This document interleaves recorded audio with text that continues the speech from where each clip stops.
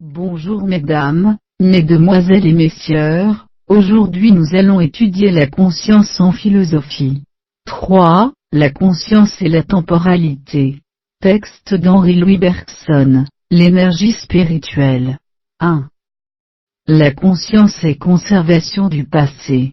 2. La conscience est mouvement vers l'avenir. 3.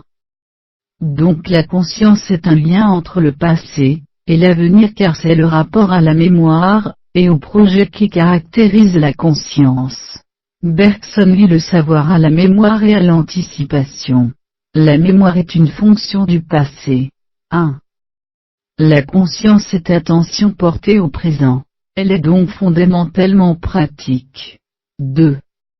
La conscience chez Henri-Louis Bergson est une chose concrète, c'est-à-dire une réalité dont nous faisons l'expérience à chaque instant.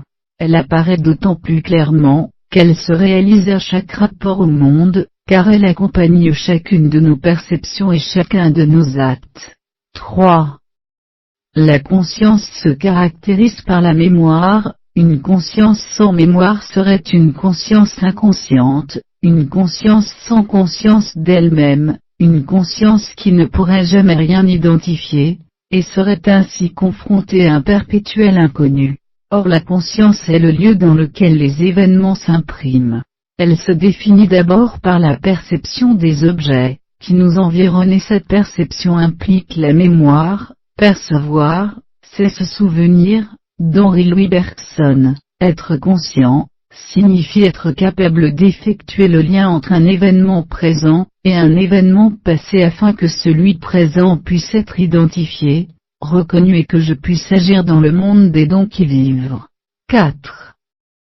La conscience est aussi tension vers l'avenir, anticipation car agir dans le présent, signifie nécessairement s'engager dans ce que ce présent va devenir. Si la conscience rapporte l'événement présent à celui passé pour pouvoir identifier celui présent, si la conscience est relation à l'événement présent à partir de l'avenir qu'il annonce, quelle relation la conscience peut-elle avoir avec le présent? Si la conscience est en relation avec ce qui est plus, le passé, et ce qui n'est pas encore, l'avenir, quelle relation a-t-elle avec ce qui est, l'instant présent? L'instant présent est par nature fugace, fugitif. Commencer à percevoir l'instant présent, signifie qu'il n'est déjà plus du présent, mais déjà du passé car la pensée s'y applique, l'instant est alors déjà un souvenir. De la même façon, anticiper le présent est impossible. L'instant n'existe pas, dès qu'il apparaît, il n'est déjà plus, il est déjà du passé, aussi longtemps qu'il est attendu, il n'est pas, c'est de l'avenir. Dès lors, le présent n'est qu'une durée participée par le passé immédiat et l'avenir imminent.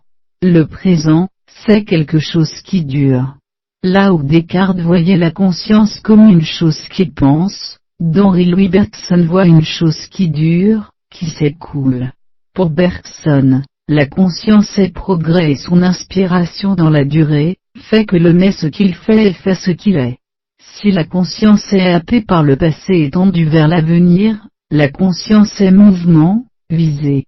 Je vous en remercie. Bonjour.